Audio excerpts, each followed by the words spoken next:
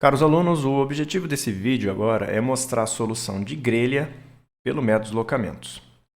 Então, lembrando, grelha é uma estrutura desenhada em duas dimensões, ou seja, se eu tenho o eixo X, o eixo Y e o eixo Z, a grelha está na direção aqui com barras na direção de X e na direção de Y.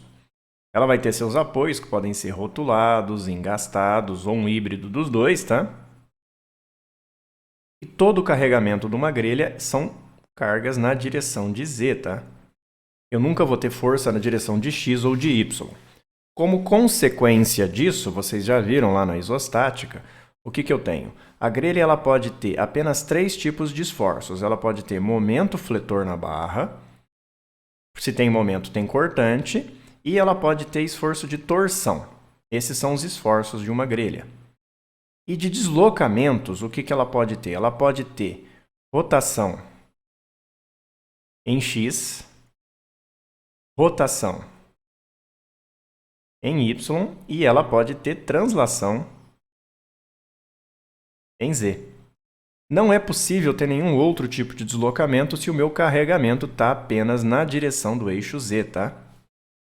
Então, eu posso ter momentos em X, momentos em Y, que vão ser, respectivamente, fletor, torção, ou no caso de ter uma barra oblíqua aqui, né, uma barra com um plano oblíquo ao eixo XY, né, uma composição dos dois.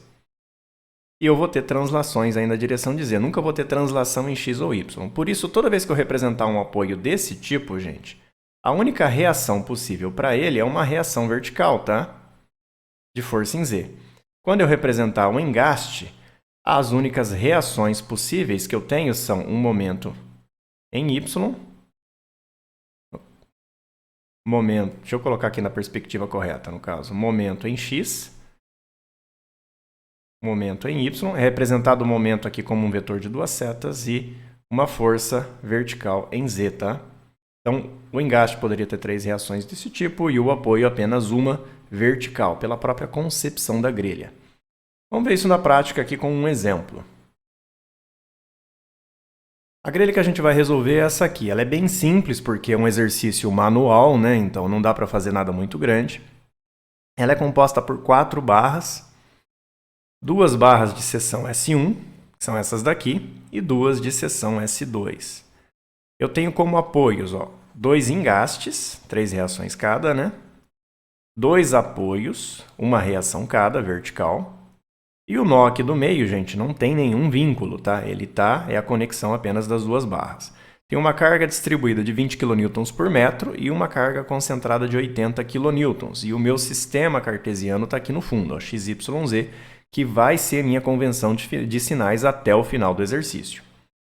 Estou trabalhando aqui com um concreto de módulo de elasticidade de 2,4 vezes 10 a 7 kN por metro quadrado e Poisson de 0,2, tá? A seção S1, em base e altura, ela tem 25 por 40 centímetros e S2, 25 por 50. Usando lá a resistência dos materiais, vocês conseguem calcular a rigidez à flexão, que é o EI, e a rigidez à torção, que é o GIT, tá? Que seriam esses valores que estão apresentados aqui. Por se tratar de uma grelha no método dos deslocamentos, a gente só vai precisar traçar diagrama nisso aqui lá no final do exercício, quando já tivermos todas as forças de extremidade de barra. Então, no meio do exercício, eu não preciso obrigatoriamente trabalhar em perspectiva como essa figura, sendo possível representar a estrutura em planta, como eu estou colocando aqui à direita. Só toma cuidado que algumas convenções vão mudar. Olha o XYZ aqui. O eixo Z virou uma bolinha, que é um vetor saindo da tela, tá?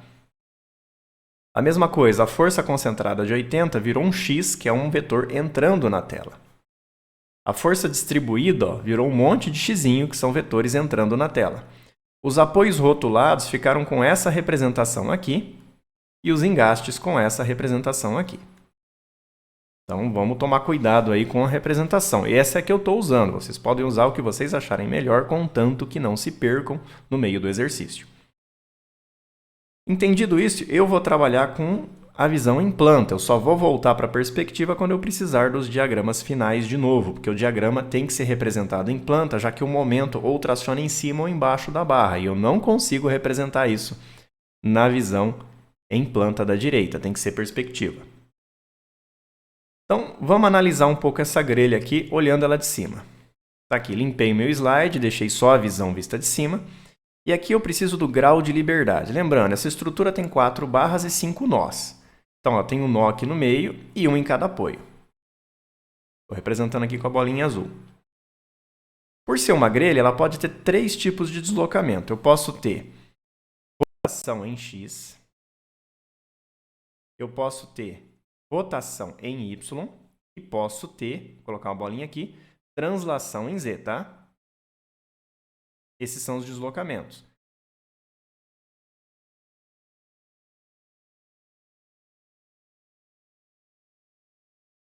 Eu vou chamar depois de D1, D2, D3, D4 e assim vai. Na grelha eu considero todos os deslocamentos. Então, por exemplo, esse nó aqui do meio, automaticamente tem as 3. Vou colocar aqui, ó. O vetor de duas setas é rotação, tá? D1, que vai ser a minha rotação em X. D2, que vai ser a minha rotação em Y. Para não confundir, vou apagar a bolinha e colocar aqui do lado. D3, que vai ser a minha translação em Z. Reparem que eu estou colocando com os mesmos sentidos da convenção de sinais, que tem que ser assim mesmo, tá, gente? Para não começar a perder sinal aqui.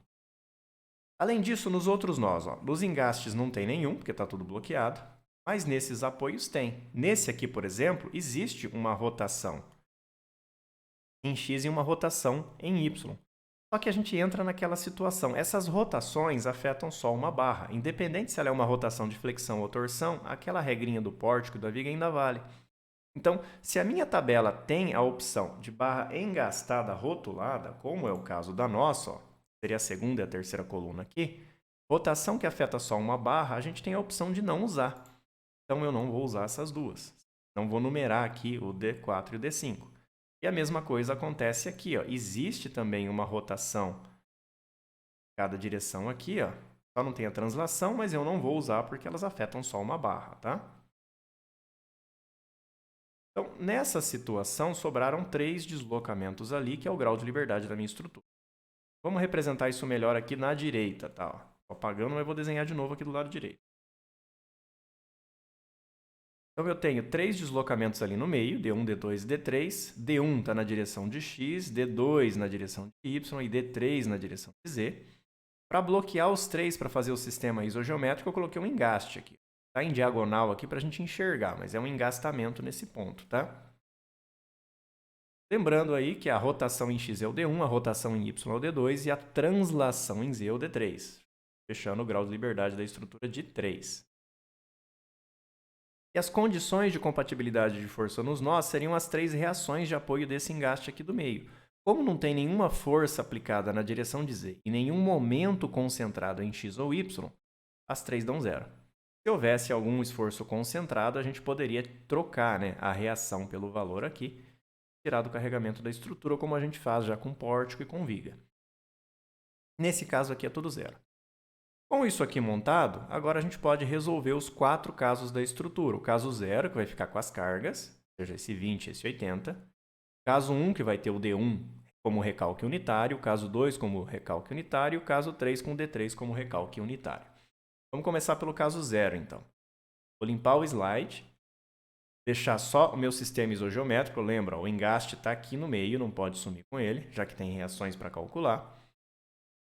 E para resolver isso, por ser uma estrutura isogeométrica, ela pode ser decomposta em suas barras. São 4 barras. Eu vou representar as 4 barras aqui à direita decompostas. Esse engaste, ó, ele acaba atuando nas 3, tá? Ó, nas 4, no caso.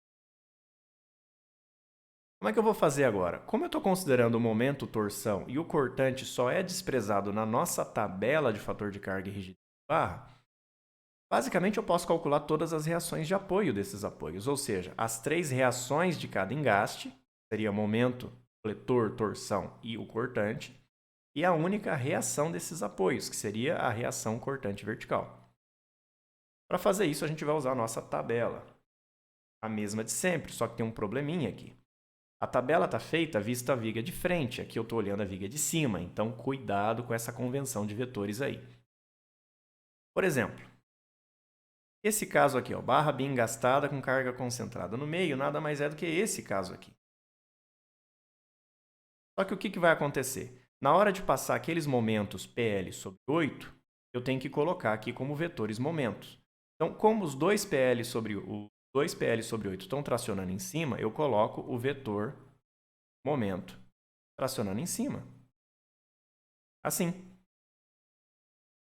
E aí, com o equilíbrio desses vetores, a gente calcula o cortante, que seriam duas forças para cima. E como essa carga não causa a torção aqui a gente já sabe que vai dar 0. Então, tem que enxergar aquela tabela vista de frente e passar aqui para a vista de cima, tá? Muito cuidado com isso. Algo parecido vai acontecer com as outras. Por exemplo, engastada rotulada com carga distribuída. Seria esse caso aqui, ó. Então, aquele momento também traciona em cima. Então, tem aqui, ó. L2 e 8. Com esse momento, a gente calcula as duas reações verticais.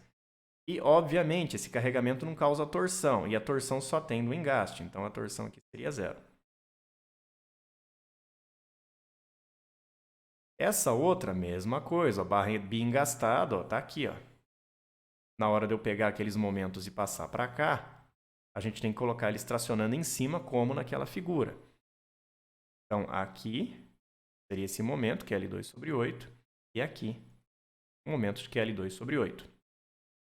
Aquele vetorzinho anti-horário e horário vira esse vetor de duas setas que você vai pela regra da mão direita. O dedão aponta no sentido da seta e os dedos indicam o sentido de rotação. E por último vai ter essa daqui, que não tem carregamento nenhum, né, gente? Então a gente já sabe que as reações vão dar 0. Então, peguem a tabela e acompanhem aqui os valores para ver se vocês vão acertar, tá? Vou dar uma pausa no vídeo e tenta fazer essas contas aqui para não se perder. Então, colhendo na barra de cima aqui, ó. Os valores do momento fletor dão 40. Reparem que estão na posição tracionando em cima. Fazendo o equilíbrio, a barra é simétrica, então vai 40 para cada lado de cortante. E a torção vai dar 0. Tá? Lembrando que o que eu estou representando aqui nada mais é do que uma barra biengastada com carga concentrada de 80, em que está surgindo aqui os momentos de 40, 40 com as reações de 40, 40. Só que eu estou olhando isso aqui de cima. Próxima barra. Momento aqui 22,5. Fazendo o equilíbrio, a gente acha as reações que não são simétricas de 22,5 e 37,5. E a torção, claro, vai dar 0 porque essa carga não causa. Lembrando que o que eu estou vendo aqui, ó, olhando de frente, seria isso aqui. Ó. Carga distribuída de 20. O momento aqui, 22,5. Cortantes, 37,5 e 22,5. Isso aqui, representado olhando de cima, fica daquele jeito ali. Força a abstração aí no cérebro para poder enxergar essas coisas. Próxima barra. Os momentos vão ser 41 e 67. Cortante, nesse caso, deu simétrico, vai 50 para cada lado. E a torção ainda é 0 dos dois lados. E a última não tem carga, né? Então, o momento fletor é 0. Cortante dá 0. E torção no engaste dá 0. Reparem que eu estou usando digamos, um padrão de cores. Ou seja, todos os momentos em X eu estou fazendo em roxo. Independente se ele é torção ou se ele é flexão, tá? Todos os momentos em Y eu estou fazendo em vermelho, independente se é torção ou flexão. E tudo que é força em Z eu estou fazendo em verde. Isso aqui é para lá no final do exercício a gente enxergar a compatibilidade dos dois, tá? E na hora de somar também juntando as barras a gente não se perder. Com todas as reações, então, agora tem que juntar essas barras aqui para calcular as reações aqui da estrutura da esquerda. O processo é bem simples. Basta copiar essas daqui aqui, ó. Já que só aparece uma vez, e a mesma coisa para todos os outros apoios de extremidade, né? Simplesmente replicar.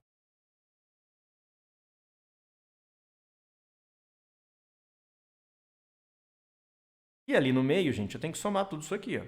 Todos esses 4 engastes. Como eu estou usando cores para representar, então, por exemplo, o momento em X ali, basta somar as roxas. 22,5, 0, 41,67 e 0. E o resultado disso dá 19 e 17 para baixo. O momento em Y é só somar as vermelhas, 40, 0, 0 e 0. Então dá 40 aqui. E as forças em Z é só somar as verdes. Lembrando que a bolinha é saindo da tela e o x entrando. Então, 40 mais 50 mais 37,5 mais 0, que dá 127,5. E aí eu tenho as três reações ali, que são, respectivamente, o S1 0, o S2 0, o S3 0. São os valores que eu vou tirar aqui embaixo, seguindo a minha convenção de sinais que está aqui, tá, gente? E o caso zero está pronto. Não é complicado, só é um pouco trabalhoso, né? Então, se eu tiver muita barra na grelha, isso daqui ficaria um pouco cansativo. Vamos para o caso 1, então. Vou limpar esse slide, aplicar o D1 unitário. Lembrando, o deslocamento, gente, estou colocando igual a convenção de momentos. Um vetor de duas setas com um radiano de rotação aqui, na direção de x, tá? Que é o D1. Na decomposição, esse D1 vai atuar nas 4 barras. Nessas daqui, ele atua como uma rotação que causa flexão. Nessas daqui, uma rotação que causa torção. Cuidado com essa barra aqui. Quando a gente chegar nela, vocês vão entender o porquê. Eu estou girando o engaste e ele é o único apoio que resiste à rotação, gente. Então, provavelmente todas as reações aqui vão dar zero. Já vão entender por quê, porque esse caso nem tem na tabela. Como que eu resolvo isso? Mesmo processo de sempre. Pega a tabela lá, vai para a segunda folha, para rotações, e aqui começa a nossa dor de cabeça, porque aqui eu estou vendo de frente e aqui eu estou olhando de cima. Então, por exemplo, esse caso aqui, eu vou pegar da torção, que é esse aqui. Tá? Então, ó, no mesmo sentido da rotação, tem uma torção aqui, do outro lado ao contrário. Vetorzinho de duas setas valendo G e T sobre L. É o G e T da barra dividido por L. Ah, e o momento que vai ter aqui e o cortante? Tudo zero, porque esse tipo de rotação não causa nenhum dos dois. Olha lá na tabela, não tem nada. E essa barra aqui, ó, engastada rotulada. Gente, essa engastada rotulada é essa aqui, ó. Eu estou causando uma rotação de flexão. Então, aqui ó, vai surgir um momento com o mesmo sentido da rotação, contando para baixo, ó lá, do valor de 3EI sobre L, e o cortante de 3EI sobre L2 vai equilibrar a tendência de rotação. Então, ele entra aqui, sai aqui, valendo 3EI sobre L2. E a torção? A torção vai dar zero, porque não tem nada lá. Essa barra aqui, mesma coisa, só que agora ela é bi-engastada com rotação. Essa aqui, ó. O engaste que gira, ou seja, desse lado aqui, mesmo sentido da rotação, tem 4EI sobre L. E o que fica parado, mesmo sentido da rotação, tem 2EI sobre L. E o cortante entra lá e sai aqui, ó. Então, esforço aí para poder enxergar isso de cima, tá? E essa última barra, o que eu faço, gente? Não tem essa barra aqui. Repara que o único caso que tem torção é barra bi-engastada. Existe um motivo claro para isso. Porque se você tem um engaste só de um lado e você girou o engaste, não surge reação nenhuma. É o equivalente a eu ter uma viga assim, ó, vou colocar ela com seção circular. Ela está engastada desse lado, ó. E aqui eu tenho um apoiozinho. Se eu resolver girar ela por torção aqui, o que acontece? Ela gira e não surge reação de apoio nenhuma. O outro apoio simplesmente vai girar a seção vai ficar tortinha, mas não tem motivo para surgir reação de apoio. Só vai surgir se eu tiver um engaste dos dois lados. Então é por isso que esse caso não está na tabela, gente. Esse tipo de rotação não causa nenhuma reação de apoio. Ela é isostática para esse tipo de rotação. Espero que todo mundo tenha enxergado isso. Então, vamos colocar os valores aqui. Ó. Na primeira barra, eu já sei que o momento dá zero e o cortante também dá zero. Eu só vou ter torção, que é G e T sobre L, dá 3.184. Na segunda barra, agora aqui eu tenho flexão, né? 62.500. Com esse valor eu calculo o cortante e a torção aqui dá zero. Esse tipo de rotação não causa torção na barra. Na terceira barra, está aqui o 4EI sobre L dá 50.000, 2EI sobre L dá 25.000, equilibrando aí o cortante dá 15.000 e também não tem torção porque esse tipo de rotação só causa flexão. E a última barra, gente, essa rotação numa barra engastada rotulada não causa nada, ou seja, rotação de torção nesse tipo de barra não causa flexão não causa cortante e não causa torção. A barra é livre para girar a torção nesse caso. Se girar o engaste, ela gira mesmo. E aí tá todas as reações de apoio das 4 barras. De novo, vamos juntar elas aqui na figura da esquerda. Lembrando que eu estou somando ali no apoio do meio todas essas reações aqui, ó. Então, somando ali as vermelhinhas dá 0, somando as roxas dá 115.684 e somando as verdes dá 583. E esses 3 valores são, respectivamente, o K11, o K21, o K31. O fato do K21 ter dado 0, gente, tem um motivo. Quando as barras são todas perpendiculares, assim, na direção de x e y, é complicado uma rotação em x causar reação momento em y. Reparem aqui, ó, que a rotação aplicada é na direção do eixo x, não causou nenhuma reação momento na direção de y. Isso só acontece quando as barras são perpendiculares, tá? Se tiver uma barra oblíqua no plano, aí já não acontece mais. Mas é uma curiosidade interessante. Então, caso 1 feito, eu tenho que fazer isso de novo agora para o caso 2, que é muito parecido, só que agora para a rotação D2 unitária. Então, vou limpar o slide, colocar ali o D2 unitário e decompor a estrutura da mesma forma, aplicando o D2, que é a rotação na direção de Y, valendo 1. O processo é o mesmo, tá? Para vocês não se perderem, eu vou fazer a indicação aqui dos casos da tabela.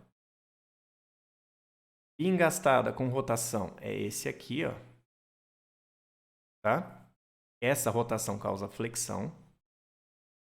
Essa aqui, gente, é o mesmo caso que a gente tinha visto que não causava nada, uma barra engastada rotulada com rotação de torção. Não tem na tabela porque ela não vai ter reação, tá? O que eu tenho é biengastada, ou seja, não é esse caso. E vai dar tudo 0. Essa daqui sim, ó, biengastada com torção é esse aqui. E agora, ó, engastada rotulada com rotação de flexão é esse aqui, ó. Agora vai dar a reação de momento ali. Então, pausa o vídeo, olha com calma, tenta fazer e depois dá play de novo para conferir. Vou dar uma olhada agora então para quem já fez aí. Na primeira, ó, momento, 4i sobre L, 32.000, 2i sobre L, 16.000.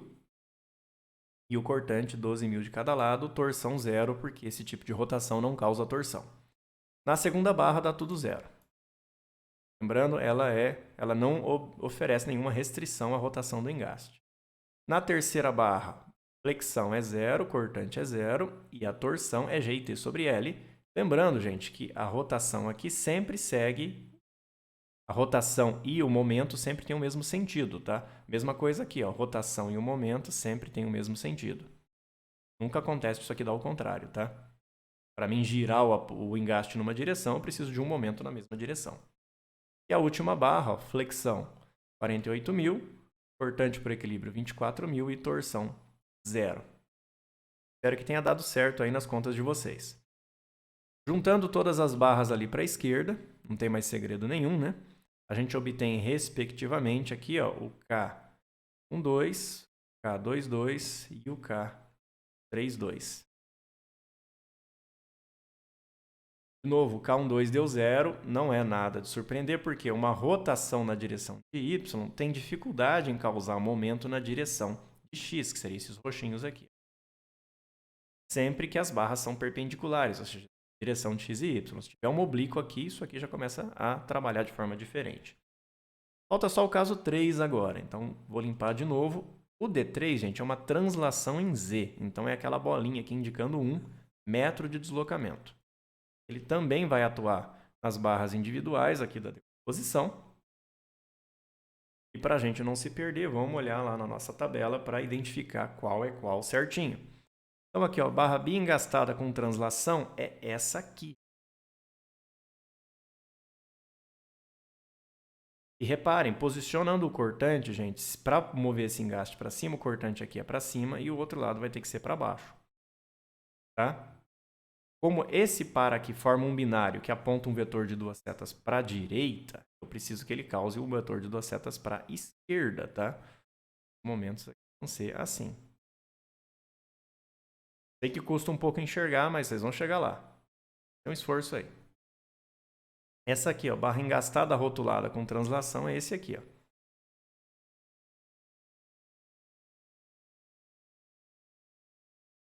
Barra B engastada com translação de novo, volta a ser aplicado esse aqui.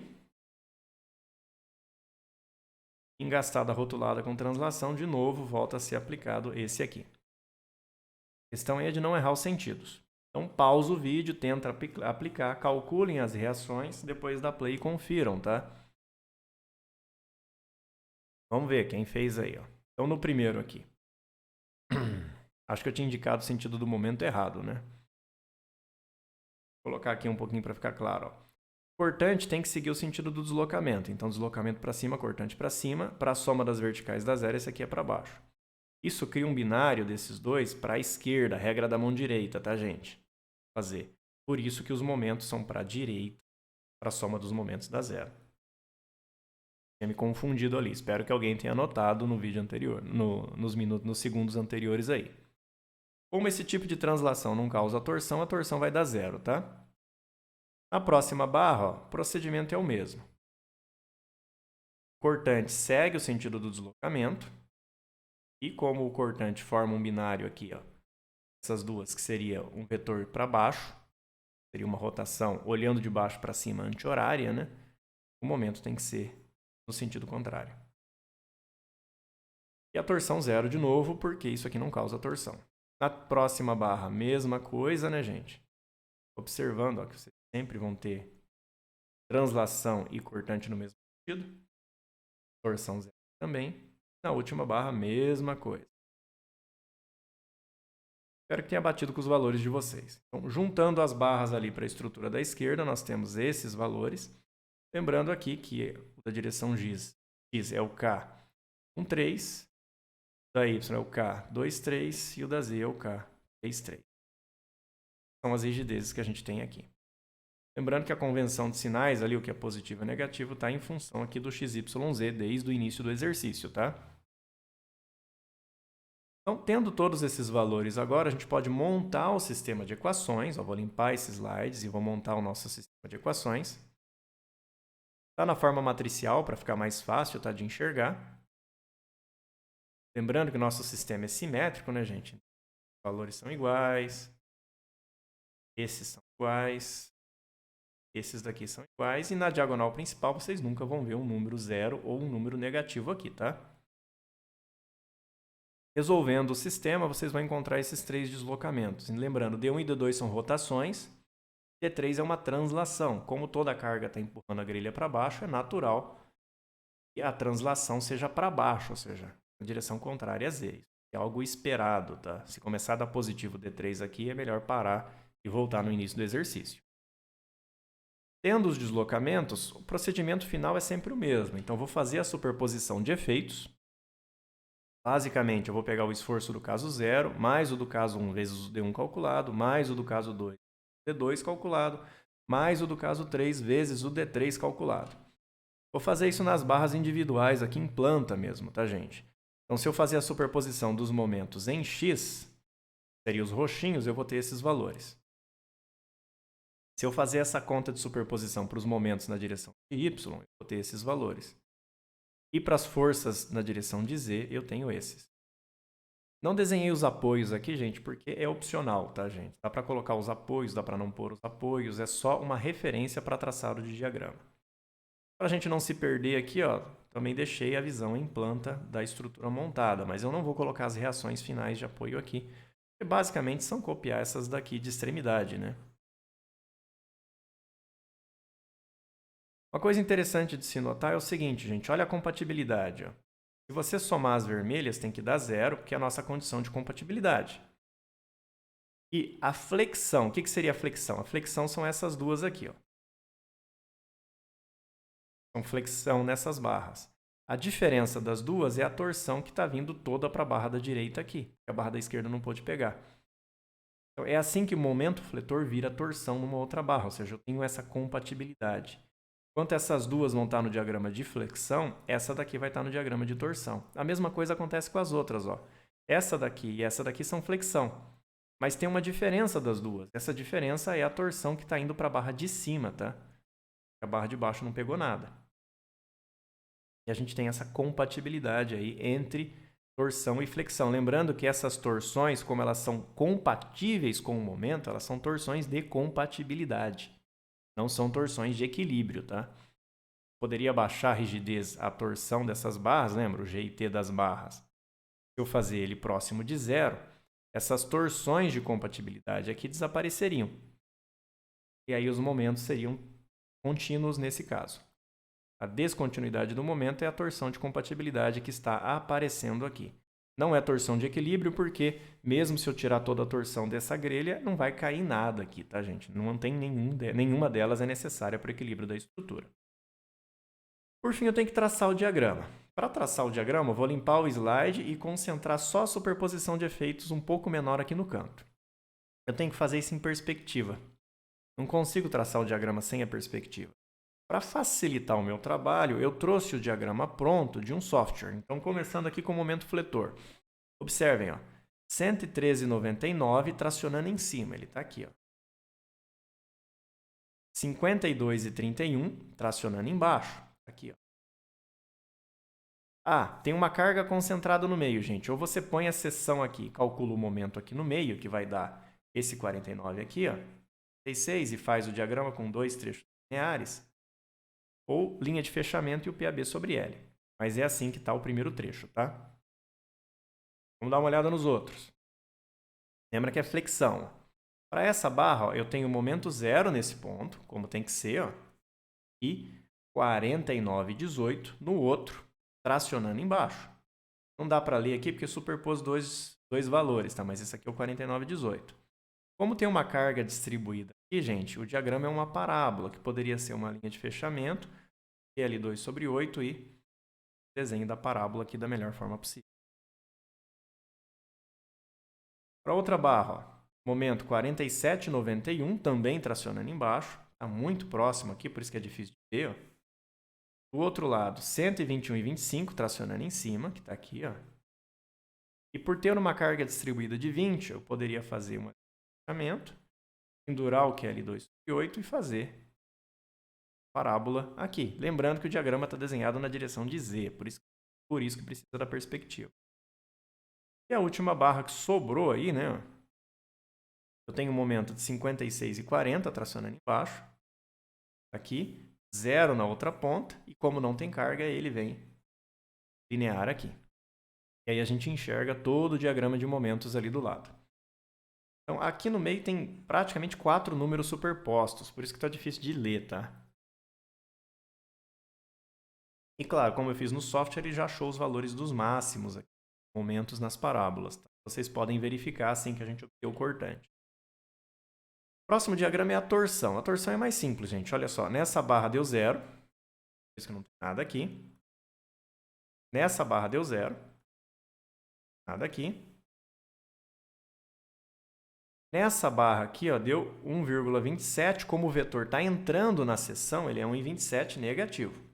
E aqui um cuidado, tá, gente? Eu fiz esses diagramas com o SAP. Por algum motivo, o CIA troca a convenção de sinais da torção, tá?